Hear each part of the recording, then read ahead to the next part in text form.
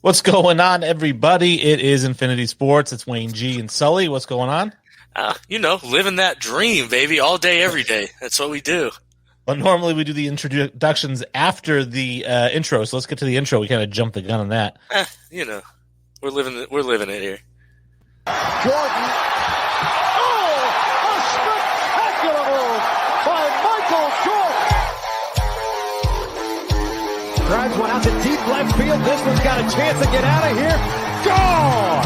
Three-run Jimmy Jack first big league home run for Mike Trout.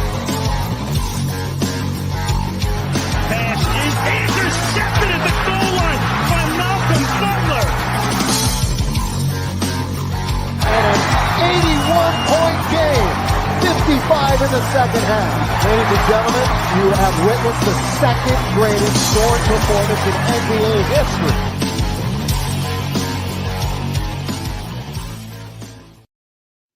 What's going on, everybody? Infinity Sports, we are coming at you. Kind of a laid-back day. Not a ton of stuff to really go regimented through. I do want to comment, first things first, I guess, on our intro video. I know we've talked ad nauseum about Kobe Bryant and what he meant to us, and obviously the 81-point game is significant. But I have to say the Malcolm Butler interception is my favorite football memory of all time. The only reason why I hate it is because, I don't know, it feels tainted to me. I believe the conspiracy behind it. Whereas is Pete Carroll didn't give Marshawn Lynch the ball because then Marshawn Lynch would have scored and won MVP. And so he wanted to throw the ball so Russell Wilson would win MVP. And he could have his quarterback go off into the sunset because Marshawn Lynch was not like a well-liked person within the club, within the league, within anything. So then they didn't give him – there's no explanation that makes sense to throw the ball there. For one, because you've got two downs. It was a third down play. Mm-hmm. So you've got two downs. If you don't get it there and you run it and you don't get it, then throw the ball. Throwing the ball there results in nothing but a bad play, which is what resulted. And so I just –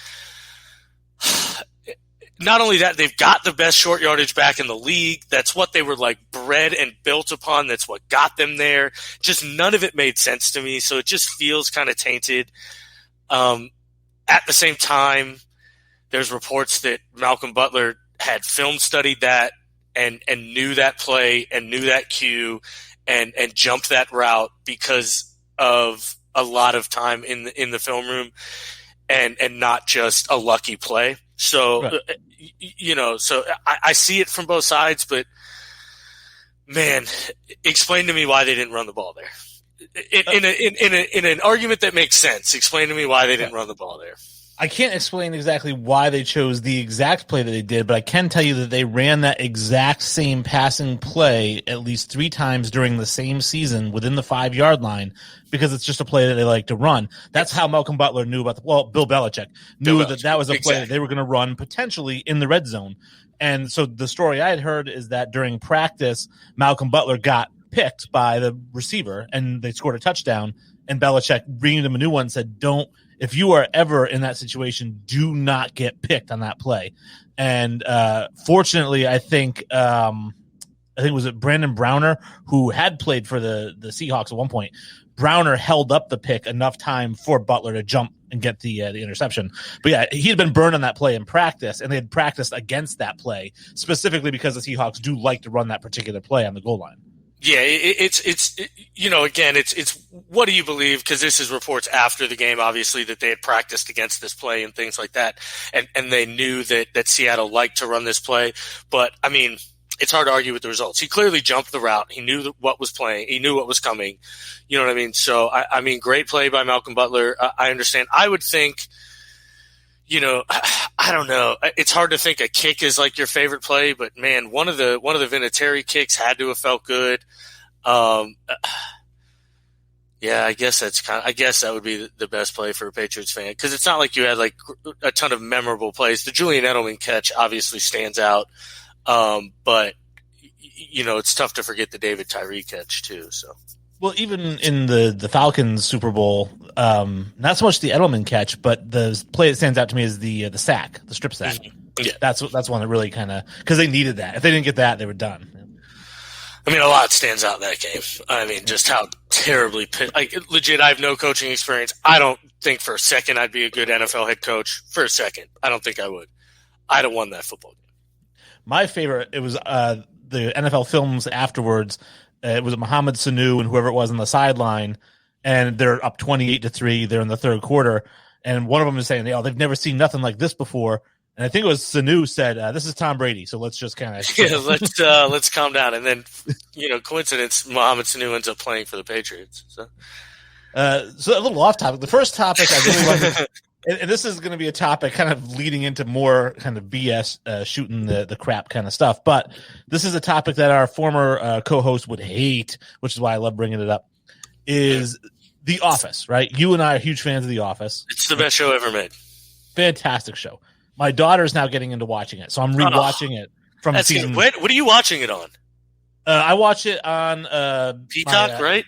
No, I have the Amazon Firebox, and I downloaded an app that has it on there. Okay, I was gonna say because it's like not on anything anymore. It's so depressing. Yeah, so we watched that, and we're going one episode at a time. We're into season 3 now, but I wanted to bring up something that I really, really am glad that they have it in the show is that people forget, Michael's kind of a moron, right? He's got a good heart, right? But he's kind of a dummy. But the thing that I love that they point out, and at least once a season this happens, Michael might be the greatest salesman in the history of sales. Oh, yeah. He's phenomenal. And I know that he was Dunder Mifflin's top guy 2 years in a row. He brings it up. But, I mean, at least once a season, he's going to sell somebody, and you're like, how the crap did he just do that?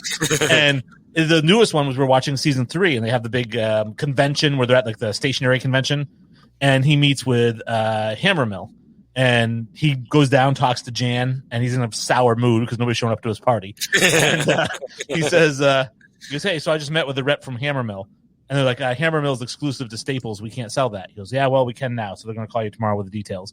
And you're like, "Damn, Michael." Michael is the classic guy that he has the great ability to recognize what you want. You may not ever portray that or say that or do anything like that. But I mean, granted, it's a TV character, but his great ability is to recognize what you want and what you need and become that person and become that thing, and sell you on that, which obviously is, I think, the staple for every great salesman. Now it's borderline sociopath, but I mean, at the same time, I think every great salesman's a borderline sociopath because unless you're selling fucking water, like, your product sucks most likely. So, Well, my thing with Michael, and so the reason I like it is because I think that there's an inclination if you're watching the show to think to yourself, why did they make this guy the manager of the branch? Because he was so extraordinary at sales, they made him the manager of the branch. My question, because I work in sales, right, is your top sales guys who sell like Michael, they don't want to become management because they have to take a pay cut. So my question is, why did Michael take the management position instead of just continuing in sales? I mean, it's his need to be loved by everyone. Maybe. Yeah. I mean, if you're the boss and things like that, like at that point, like also he hates being told what to do. So, I mean, granted, you would think as a boss you're not loved by everyone, but he makes it so he is loved by everyone, and being the boss makes him do that. So, like, if there was somebody telling him what he could do and restricting him and things like that, he wouldn't be Michael. So, yeah, I guess. But yeah, I think that's one of the things. So having him in there as a great salesman at least once per season, and my favorite is still when he negotiates the buyout with David when he's got. That's the best. That's the absolute best. That's the absolute best. With him, Pam, and Ryan, that's the absolute best. When they leave and he goes, "Michael, what the hell? You just cost me $60,000." And Tim goes, "Why did you think you would get it all?" I love that show so much. God. Well, that was because I think that they'd offered him $12,000, and like, all right, we're gonna give you $12,000, and they're like, yeah, no way. Yeah. And like, Michael, listen, I'm in the paper industry. I know what paper costs. I know that you're losing money. All right, because what's to stop me from just waiting out you going under?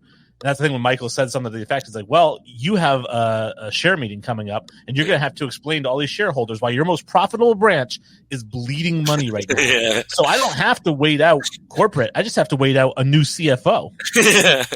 And that's when he's like, all right, How about 60,000? Maybe you're right.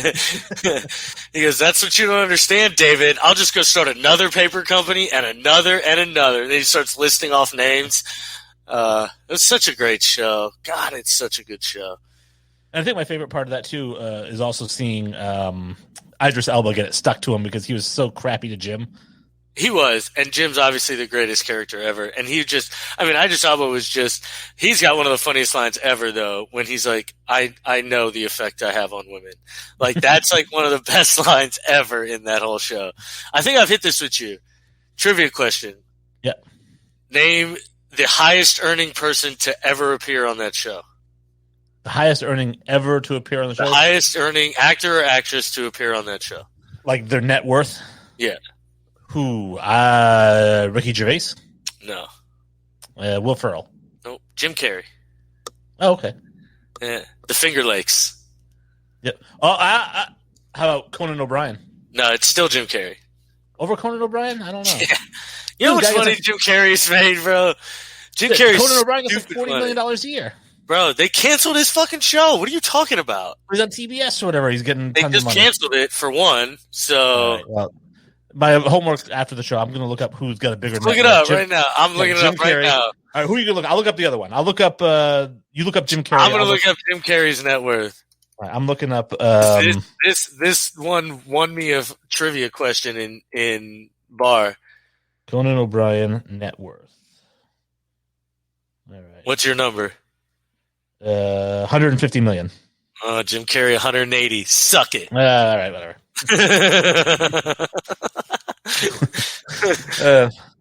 All right. So aside from The Office, and Will Ferrell's 160 million. Going from things that people love, like The Office, to things that people hate. And this one, Russell Westbrook passes Oscar Robertson with his 181st career triple-double, which, by the way, came in the fashion of 28 points, 13 rebounds, 21 assists, and only 3 turnovers. And the thing that blows my mind is the hate.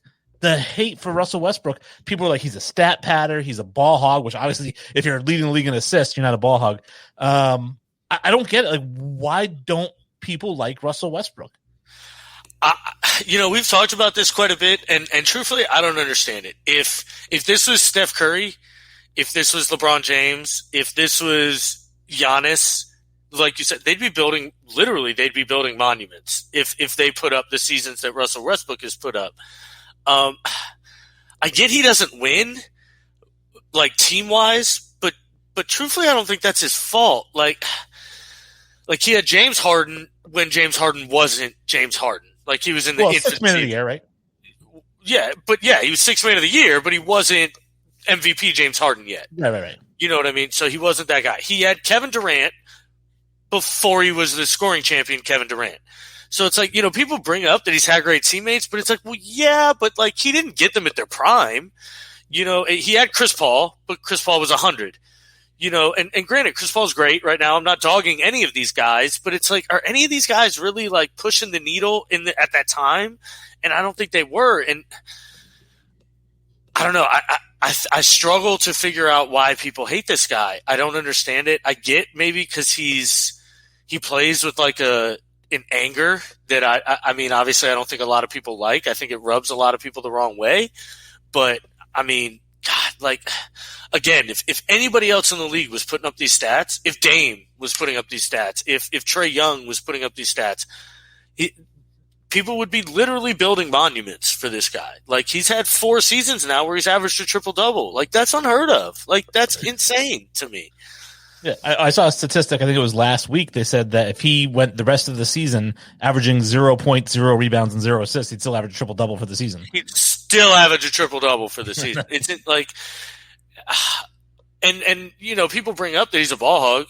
I'm pretty sure he's 5th or barely breaking the top 5 in handles, in ball percentage handle. I know he's up there in usage, but still, I mean, like that's his role in the offense. I don't understand how you can have 20 assists and be called selfish or a ball hog. Now, granted, what I do hate is the clip where he breaks the record, the rebound, he breaks the record, he dribbles down court and takes a 3-point shot within 4 seconds of the shot clock that clanks and misses. Mm-hmm. I mean, that's the kind of shit that it's like, bro, like, you just recognize who you are. Essentially, like, I hate how many threes he takes and things like that. I think that would cut down on his, like, efficiency knock if he stopped taking as many of those. But, I mean, God, the guy's just incredible. He plays out of his mind. And I know that we had discussions with people, and I've had these discussions with people when they talk about him hogging the ball or pounding the ball into the floor. And I brought up the statistics that in terms of time of possession, according to NBA.com as my source, time of possession per player, he's not number one. Luka has more time of possession. Dame has more time of possession. Chris Paul has more time of possession. And they all dribble more than him because they have average dribbles per possession. Yeah. And they all dribble more than he does. So it's like they're wasting more clock than Russell Westbrook is. So I think that that's just one of those things that haters say, like, oh, he holds the ball too long. Well, no, he's like 20th in time of possession. There's a bunch of guys who are ahead of him.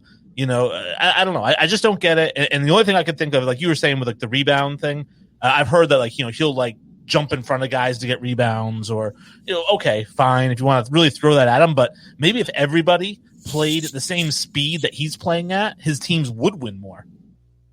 That I agree with. I'm never going to knock a guy for hustle. So like, I'm never going to knock a guy because he jumps in front of, well, go get that and rebound then. Like, right.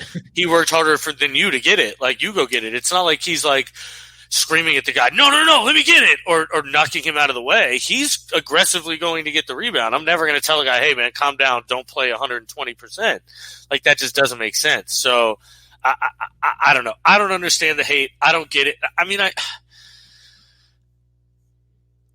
I get where it comes from, but I don't understand it. Like when people say he can't win and things like that, like I get that. Like he's never won anything really, like as a team collectively, he's never made his team better and things like that, which I get. But again, I don't think that's his fault. Like I don't. Like, yes, he's inefficient. I mean, that's obviously his big knock. He's one of the most inefficient players in basketball in the last 5 years, like if not the most inefficient player in basketball, which, is part of the quick threes that he misses all the time. But I'll tell you what, I'll sacrifice a little quick three every now and then for 20 rebounds and 20 assists a game. You know what I mean? So, like, well, I mean, he's 6'3" and he averages more rebounds per game than Giannis does. Yes, and it's because he attacks the glass. Like he aggressively attacks the glass. Like, I mean, you talk about best rebounding guards of all time, it's Russell Westbrook and Dwayne Wade, probably. You know what I mean? Like, well, I drew the parallel to a fictional character, Rod Tidwell from Jerry Maguire, right? So Rod Tidwell, they said, you've broken every receiving record, 1,700 yards, all this stuff. But everyone hated him. They didn't even want to re-sign him to the team, because he had an attitude. He's like, I'm going to go out there. I'm going to put up my numbers. I want to get paid for putting up my numbers. And they didn't like that because the way that he put it, he goes, you're asking me to dance. Russell Westbrook doesn't dance for the media. He doesn't dance for the fans. He just goes out and plays. If Russell Westbrook played in 92 to 2005, he'd be the shining star of basketball. You know what I mean? He'd be everything that the NBA wanted and things like that, because at that time, that's what the NBA was. For all of our former co-host Nick's, crazy NBA conspiracies, the one about people like de-arming each other, I actually like kind of agree. Like everybody's friends now, and back in the day, like that wasn't the case. Like, yeah, you'd hang out and talk and text outside of the game, but game time, I don't want you to dap me. Like, I'm not about that life. And I mean, I don't watch a ton of Russell Westbrook games. I'm not gonna lie, but I don't think I'd see him dapping people up before the game. He doesn't seem like that guy to me. No, I think Jerry West said, in the game of basketball, you've got friends and you've got enemies, and there's nothing in between, and you shouldn't be friends with the people you're playing against. Exactly. I'm fine with being okay with you off the court, but the second we step on the same court to play against each other, we're not cool at that point.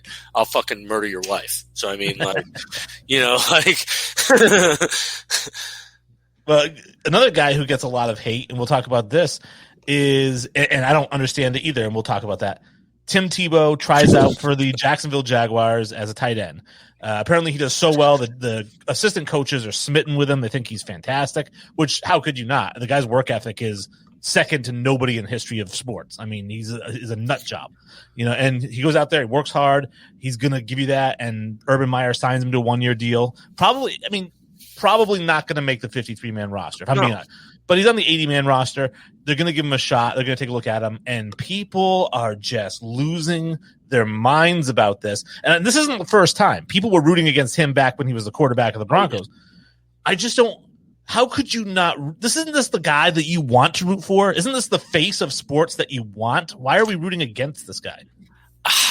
I just feel like everybody feels like he is the prototypical privileged white male.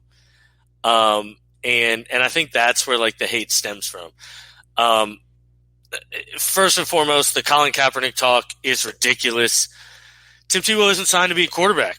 Nobody's signing a guy that's been out of football for 5 years plus to play quarterback. They're not. They're not going to do it. Tight end's a whole different position. Most likely he's going to be an H-back too. He's not even going to be an inline tight end. The guy's going to block and most likely do like trick plays if he even makes a roster. Like, let's be real. Not only that, there were people who wanted Tim Tebow to do this route from jump, to go and play tight end H-back from the get-go, and thought he would be more suited in that route. Nobody thought that about Colin Kaepernick. He was a fine quarterback prospect. The guy could sling the tater. He was okay. Most didn't think Tim Tebow was a first-round quarterback prospect. Everybody thought he transitions to another position, he can succeed in the NFL. Well, he was stubborn, didn't want to do it, blah, blah, blah. Well, now here he is, taking a shot at playing tight end H-back on a team that name their starting tight end. Yeah, I don't know. You can't. You can't do it because they don't have one. There's nobody on that roster worth a damn at tight end. So why not bring a guy who's got this incredible work ethic, who understands Urban Meyer and his offense and what he wants to do, who can run these kind of weird trick plays and be a threat, a poor man's Taysom Hill in the best way, the poorest of poorest man's Taysom Hill. You know what I mean? But like, and like you said, 90%, he doesn't even make this roster. So I don't understand the hate. The hate's been on him from the get-go. Part of it was the God thing, for sure. Yeah. Like, you're going to get hate on that, but you would think also that would gain a lot of favor. So I don't know. I didn't understand. Now, granted, I'm a Florida boy, so I love the kid. So. Yeah, and I'll comment a little bit on the God thing. And people who know me know that I'm agnostic. I don't believe in God. I think that there's got to be more than this after we die. I don't care if it's aliens or whatever it is. I don't want to think this is it. But I don't believe in like the biblical God, the biblical stuff. I don't believe in any of that stuff. Yeah. And I hate the self-proclaimed Christians who are like, well, you need to believe this, and they hate gay people and all that stuff. The West Baptist Church, whatever they are. Right? Yeah. I just hate those people, and a lot of them, are so fake when they're trying to be all churchy. They're super fake because they get home, they beat their kids or their wives or whoever, right? Exactly. They're drinking, whatever they're doing. Tim Tebow, I love, and he strikes me as what you think a Christian should be. Like, he's so humble, and he doesn't take credit for anything, and all he does is work hard. Like, you'll never hear him say, I've never heard the word I out of his mouth. Well, except for that great speech at Florida when he was like, you will never see anyone work harder than I'm going to work over the – I mean, it's like they have a plaque, like, up at Florida of that speech, and they went undefeated from that point on. I don't know. I just don't know how you root against the guy. He just seems so genuine, so kind. He's built hospitals in other countries with his own money. He raises money in the name of God, but not to build churches. He builds hospitals. He builds schools. Even if he was building churches, I'd probably have a little bit of a problem. I don't see a single thing he does wrong. I don't know. I just don't know how you don't love the guy. And when I see people just bashing the crap out of him, it blows my mind. Not only that, he went and made a baseball team, made it to AAA, damn near made it to the actual team, and then people want to dog him for that. Like, oh, he couldn't even make the Mets. Go sign a failing baseball player. Bitch, you know how hard it is to hit a baseball? Like, you know how hard it is to play two sports? Like, dude, the guy was arguably the greatest college quarterback of all time, and just decided, you know what? I'm going to go play baseball now, and went and succeeded at that too. And because he wasn't a multi-time all-star, people are trying to say he failed at that. Like, I don't understand it. I don't get the hate for the kid. Granted, I don't think we should be, worshiping him as a god, as like, some people do and think Tim Tebow almighty. But I mean, just as like, if I separate myself from being a Florida fan and I just look at it as what he did in college, how can you not love that?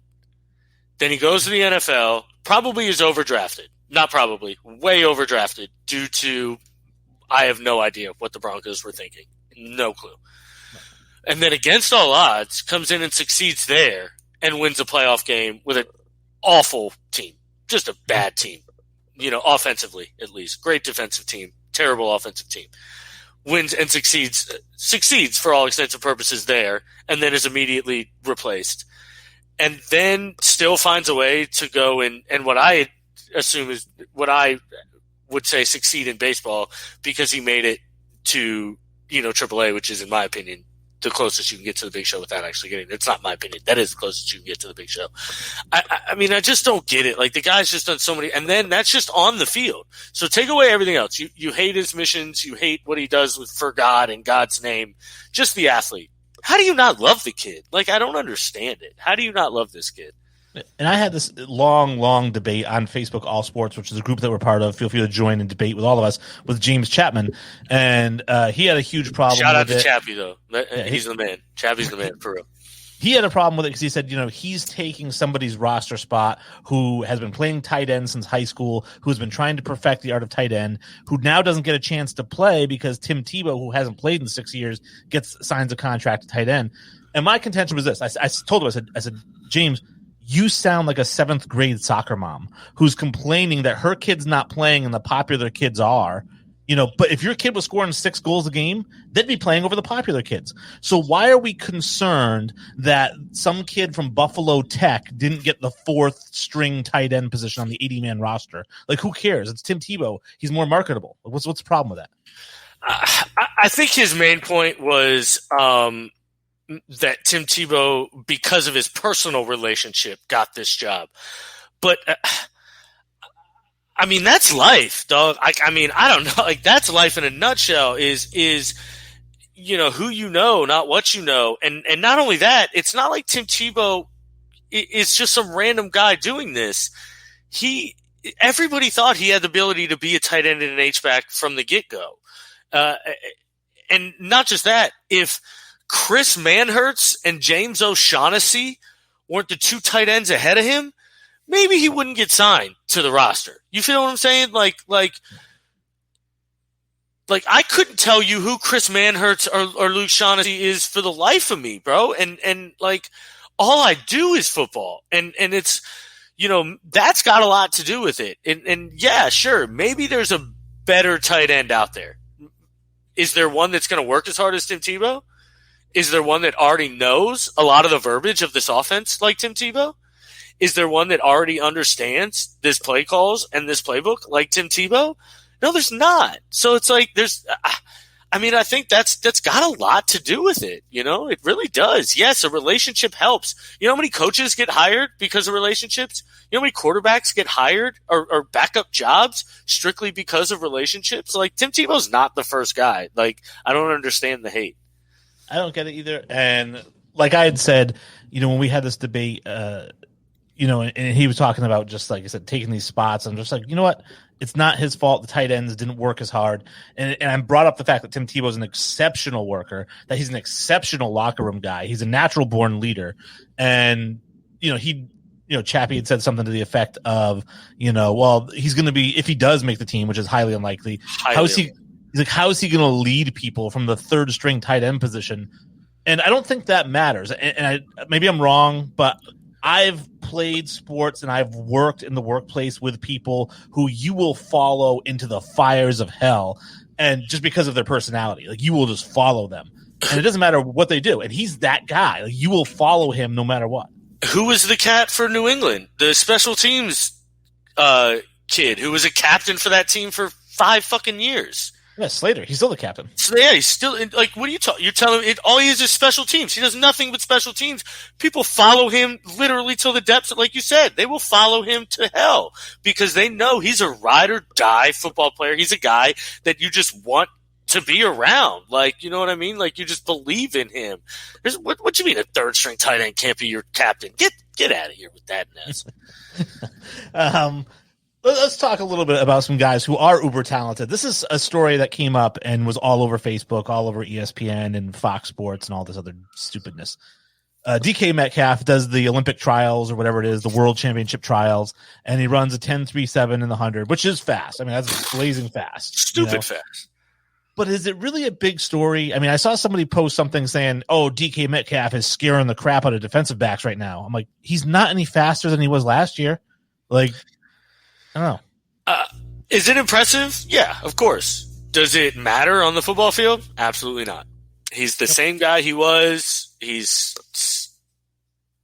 still, 6'2", 230, just an absolute monster who can run really fast. Nobody's denying that. And he's also a great wide receiver. But sprinting fast doesn't matter in my opinion. If it did, a lot of these track athletes would be stars in the NFL. He's a good football player because he's a good football player. I brought up the fact that Anthony Schwartz, the kid who was just drafted out of Auburn to the Cleveland Browns, ran a 10.09. Like, he was the track star at Auburn. So he's even faster than DK Metcalf. Yeah. There's a lot of players in the NFL who are way faster than DK Metcalf. Let's be real here. There's a whole lot. That's not taking anything away from DK. He's 240 and running 10.3, 100 meters. Like, that's insane. But I don't think it's that impressive. I don't. Yes, it's impressive because he's 240 and things like that. But, in the speed sense, there's a lot of fast guys out there. There are. Well, it led me to create the meme, which if you follow us, do follow us on Facebook, Instagram, and Twitter at Infinity Sports Podcast. I created a meme that basically said, would you prefer a guy with burner speed or a guy who runs great routes? And, of course, the pictures I used for the great route runners were Justin Jefferson and Jerry Jeudy. And then for speed, I had Denzel Mims and Darnell Mooney, right? Because those are two of the fastest guys from the combine. All four of those guys were in the same draft, which is why I used those four in particular. I would rather have great route runners. Jerry Rice ran a 4.740. He's one of the greatest route runners in the history of football. I agree. You can't teach real route running. Like everybody thinks, you can teach a guy how to run routes.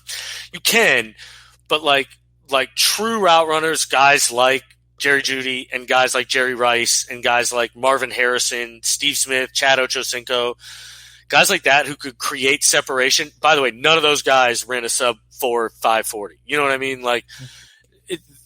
All of them just create insane separation that it's man, that's just scary to do. Now, obviously, if you've got a guy the crazy thing is you think Moss, T.O., Calvin Johnson, not great route runners. None of them.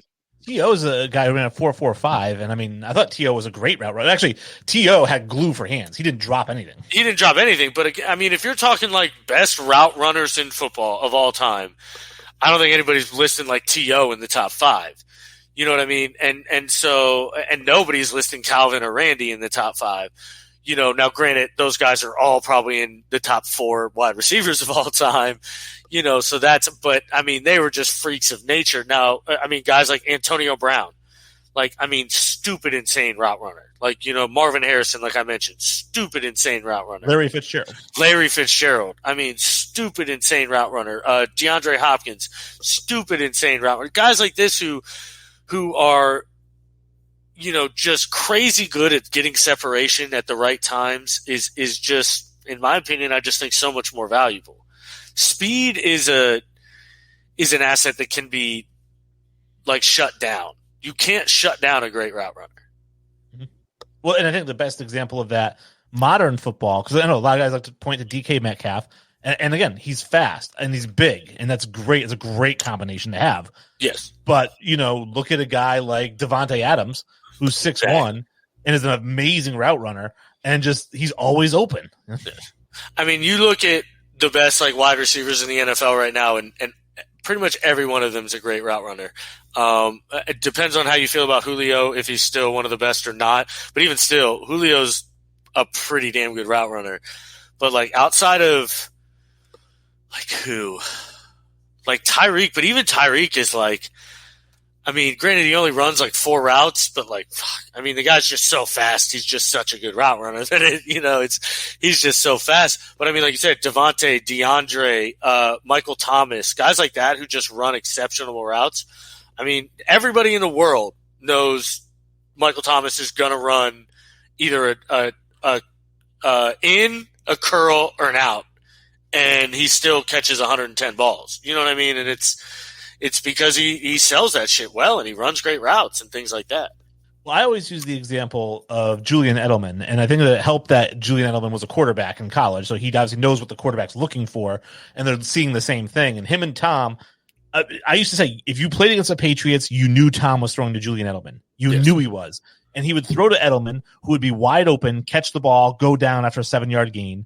Then the next play, they need to throw the ball again. Like, this is a passing down. We got to keep throwing. Who are they going to throw to? Edelman. And yet, why is he wide open again? He just knew how to get open.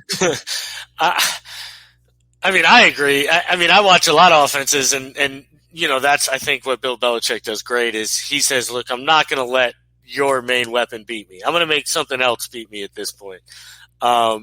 If you're playing the Chiefs, I'm going to make, Sammy Watkins beat me, or I'm going to make Mecole Hardman beat me, or Clyde Edwards-Helaire beat me. I'm not going to let Tyreek Hill and Travis Kelce beat me. And I think that's what the great ones do. And it baffles me when others don't, and they just let these guys eat. It drives me nuts.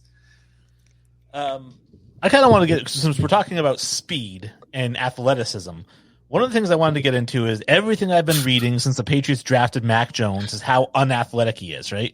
And then sometimes they're trying to do it as like a backhanded compliment. They're like, oh, despite his non-athleticism, he's going to do really well with the Patriots because of his – did you know that he's more athletic than Patrick Mahomes? He runs a faster 40. He has a bigger vertical. He has a better 3-cone. He has a better broad jump. Everything athletic. I mean, don't get me wrong, Patrick Mahomes, way better arm talent. But from an athletic standpoint, why does he keep getting called unathletic when he's more athletic in terms of like Josh Allen, or he's faster than Josh Allen in his 40 time, who ran a 4.75, and Mac Jones ran a 4.68? I mean, why do we keep calling him non-athletic? To be fair, Mac Jones ran a 4.68 at his pro day, which would most likely be like a 4.8, not a 4.68. It'd most likely be like a 4.88. I want to look up his 3-cone and things like that. Because if his 3-cone was actually better than Mahomes, I'd be shocked. Let's put it this way. They call him a bad athlete because you haven't seen it. You saw he didn't it. run for 1,000 yards. Not just that. Like, you never, saw it. You never saw the athleticism pop up. And with these other guys, you see it. Like with Mahomes, you saw it. With Josh Allen, you saw it.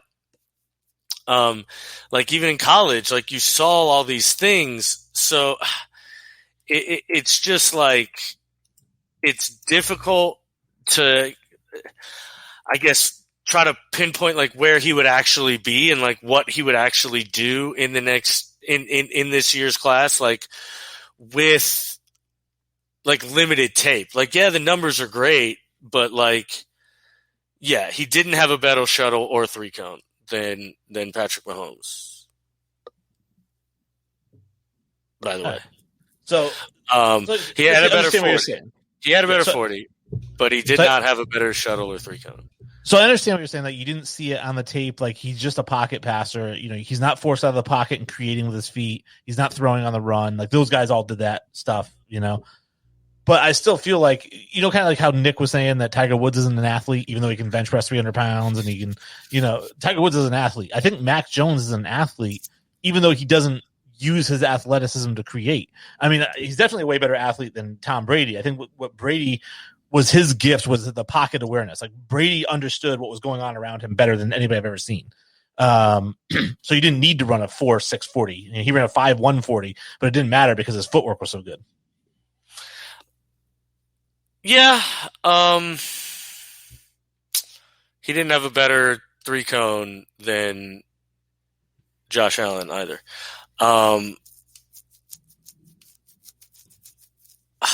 I don't know. It's tough to figure out because you look at his numbers and you think, all right, the guy's an athlete.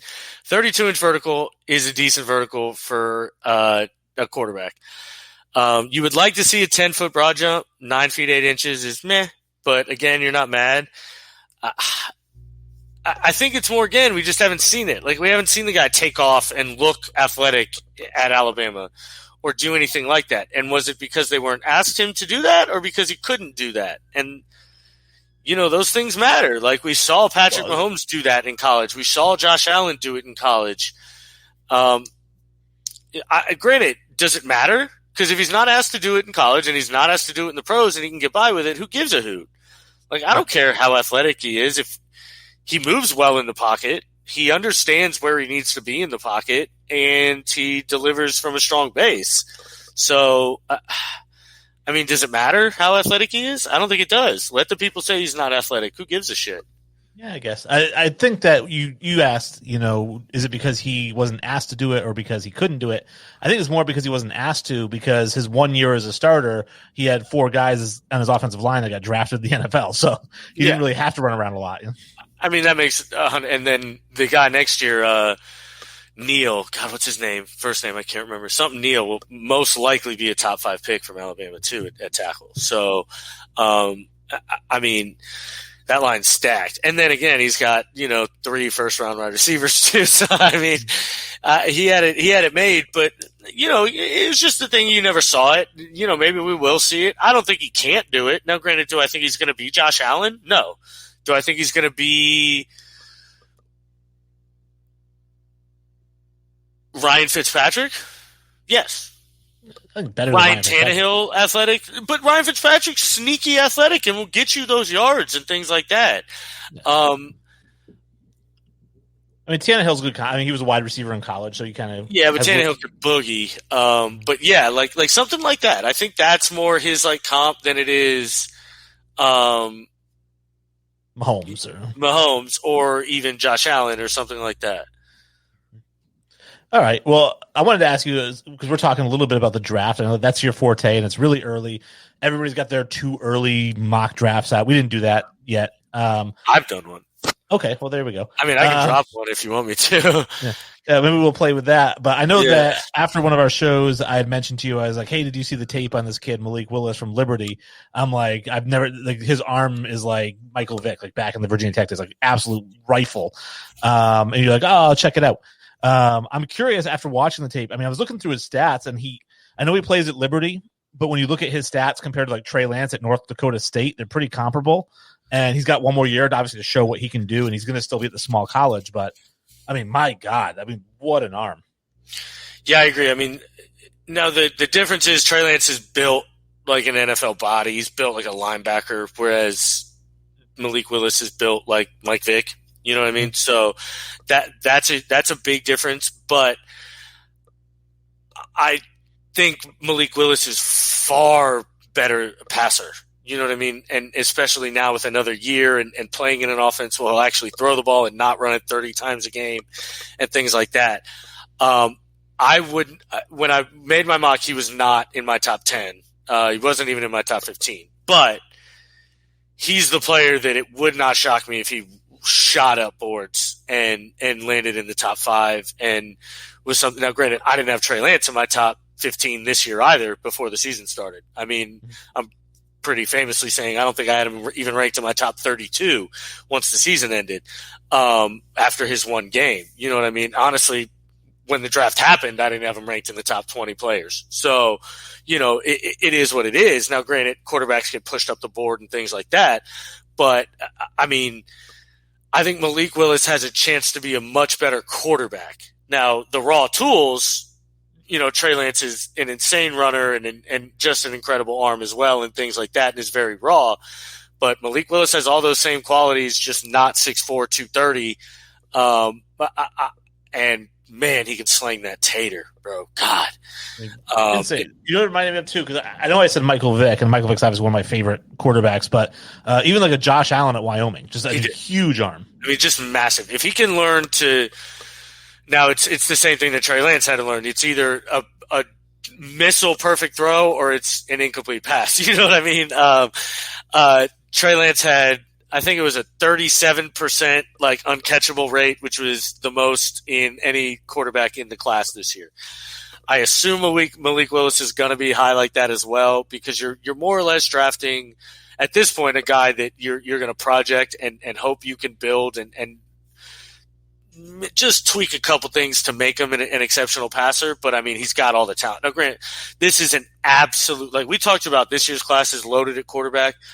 Bro, this next one's at Spencer Rattler, Kelvin Slovis, Sam Hubbard, Malik Willis, like JT Daniels from Georgia. Like, this one is stacked at quarterback.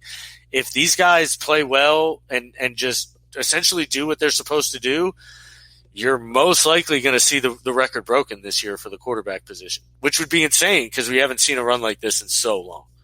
Right. And this is a guy I'm definitely really excited to watch this year. I hope he gets at least 1 or 2 games against somebody in the top 25. I don't know what their schedule is.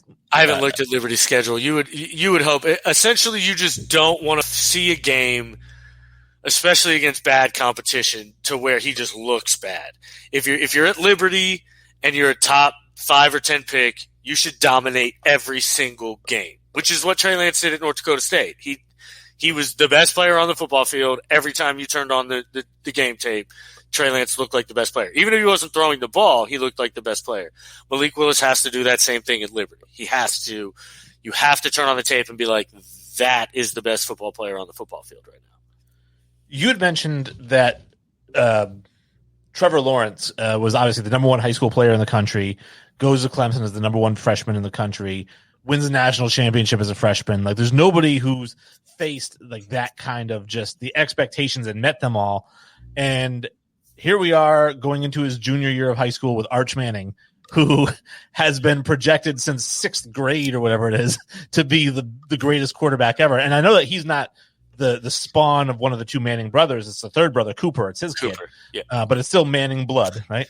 And last year was his sophomore year. He's 6'4", 200. He's like 14 years old. He, as a freshman, he actually completed 65% of his passes, 34 touchdowns to 6 picks. His team went 9-1. I mean, I understand the hype, but could he be potentially, by the time he's drafted in whatever year, 2027 or whatever it is, could he be the most hyped prospect ever? Yeah, I guess he could. By the way, Trevor Lawrence has never lost a regular season football game. Just he will now. Yes, he will now. He will lose a lot of regular season football games. I don't do a ton of high school scouting. I just don't do it. What a player is in high school, I don't follow that. It's never translated to me. Now, granted, Trevor Lawrence is a different beast. I followed his Elite 11 and his state championship runs and things like that. And I'm assuming I'll follow Arch Griffin's too, his senior year. But it's a lot hinders on where he goes, who he's playing with, things like that.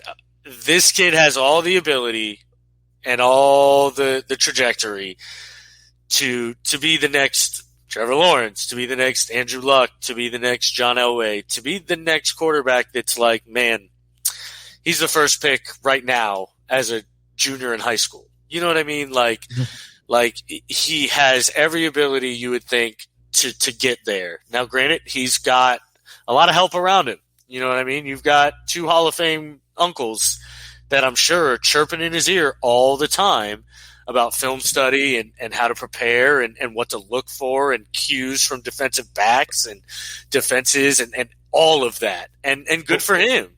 And plus their resources. So it's like, hey, do you want to throw some passes to Marvin Harrison? You want to throw some passes? I don't know if he's getting that exclusive, but I'm sure it's more, hey, you want to throw some passes to Zach Pascal? I'll call the Colts and we can show up at the facility and practice with the team. Although I'm assuming that would be like tampering and things like that. He would probably get in a lot of trouble for that. Yeah. With how the NCAA is right now. But in any case, he's got all the physical tools. He's 6'4", 200 plus, great arm. Kid's got accuracy for days. It's a matter of putting it all together. That mental gap is massive. Like, to be able to know you're the best and live with being the best and handle being the best and still succeed, and then maybe not, and then when you don't succeed, coming back and then, getting back on the horse essentially, like we saw Trevor Lawrence do and things like that. Like, that's what you got to see, and not everybody has that. So, but I expect it out of Arch. I really do. There's no reason not to at this point. You would expect with that family that there's not a whole lot you have to worry about. I mean, if you think about it, Eli was kind of like the wild one, So, there's not really a whole lot of trouble I can picture him getting into. But I mean, like you said, anything can happen. He's only 15 years old, so yeah, exactly. And then the knowledge that is being passed down to him from Peyton and Eli about like the film study and just how to prepare as an NFL player is something that's immeasurable. You know what I mean? Like, you can't quantify that on a stat sheet and what that translates to. And so he's going to be ahead of the curve in most of what he does, which is why he's a starting freshman quarterback and things like that. So I expect really good things out of the kid. But again, it's so early to tell. And the last topic I really had for the show was the 2021 NFL schedule came out. A lot of the matchups we knew were going to happen because of how the conferences play against each other every 4 years or 6 years, whatever it is. But I did want to get your take on some of the matchups that you're looking forward to. Obviously, for me, it's Tampa and New England, right? I mean, of course. It's got to be the good one. I expect we win that by 12 or 13. All right, well.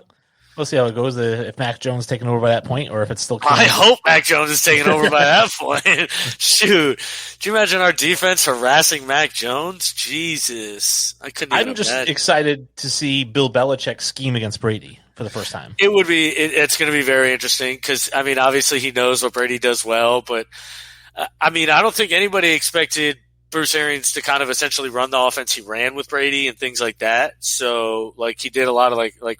We were the number 2 team in attempts past 20 yards, like attacking downfield. And that's never been Brady's MO. You know what I mean? So, who knows? Obviously it's going to be great to see. I haven't looked at any of the matchups. I'm not going to lie.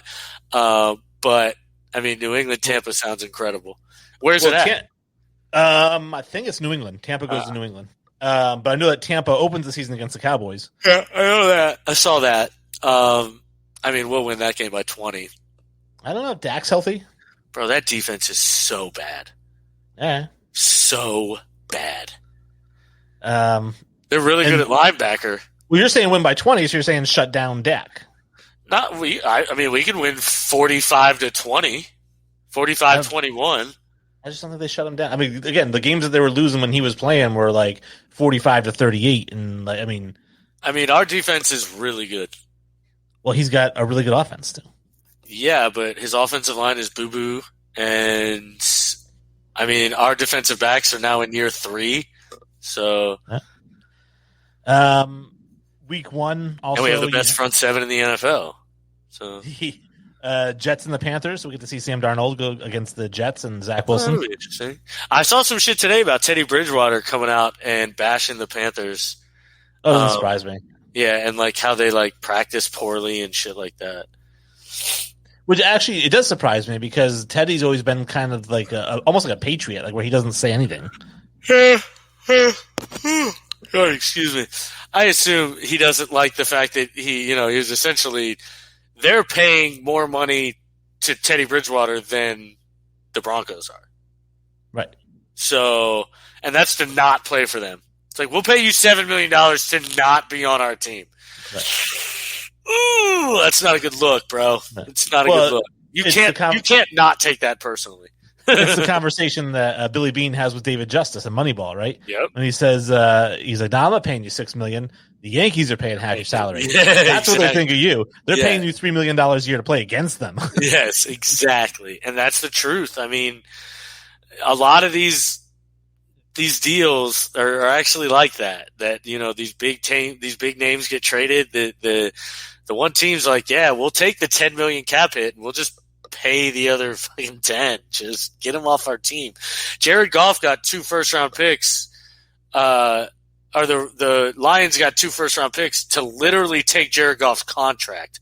That had nothing to do with Matt Stafford. It was to take Jared Goff's contract off the Rams' books. That's why they got 2 first-rounders.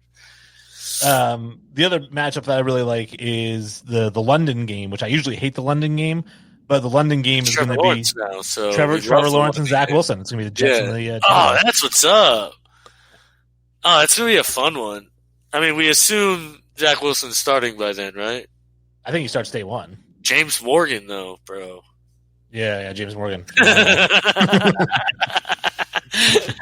Gardner Minshew signs with the Packers. Did he really? Yes, 1-year deal with the Packers. I thought he said Bortles signed with them. Bortles, that's right. Yeah, Minshew's still under contract. Minshew's still under contract with the Jaguars. He's their backup. Yeah, Bortles. Green Bay Packers signed free agent Blake Bortles. I'll tell you what, though. That may mean something. I don't know. Is he really your starter? I don't know. No, hell no. Jordan Love's your starter. But at least now you've got a capable backup, and you can still go 3-14 because there's 17 stupid games now. You can still go 3-14 and get a top 5 pick and get one of these quarterbacks, or Jordan Love works out and you don't got to draft a quarterback. So you're in like a good little spot there. I don't see any way Aaron Rodgers plays for that team. Yeah, and if I'm Green Bay, I mean, what are you really asking at this point? You saw that obviously the 2 first-round picks, like you said, for Jared Goff or with Jared Goff. So I'm thinking if he goes to San Francisco, Denver, I think are 2 of the top teams, I would have to think 3 first-rounders at least. Right? Yeah, I mean, so a lot of the talk was the Broncos took Patrick Surtain because that's the Packers' probably biggest need is a corner. Now, granted, the Packers went and reached for a corner, so what do we know? But Patrick Surtain, first, second, or first, second, first, third, something like that would be the deal. So it would be 3 firsts, like 2 seconds for Aaron, 3 firsts and a second, something like that.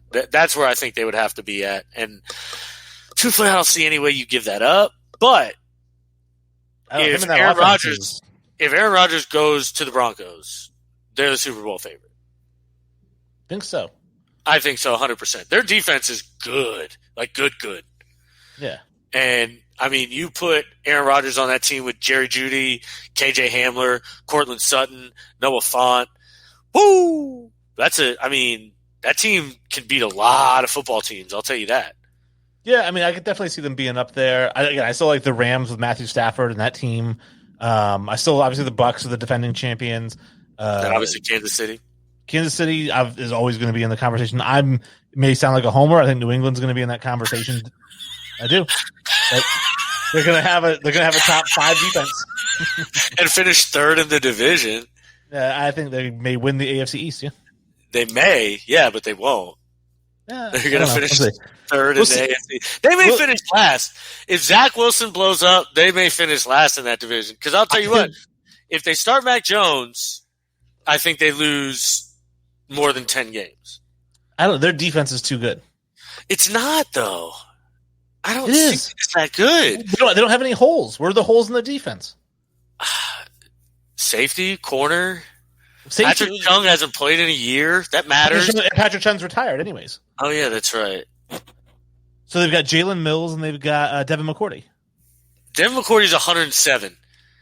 Jalen Mills. He had like 7 interceptions last year. Jalen Mills is a brand new signee, isn't he?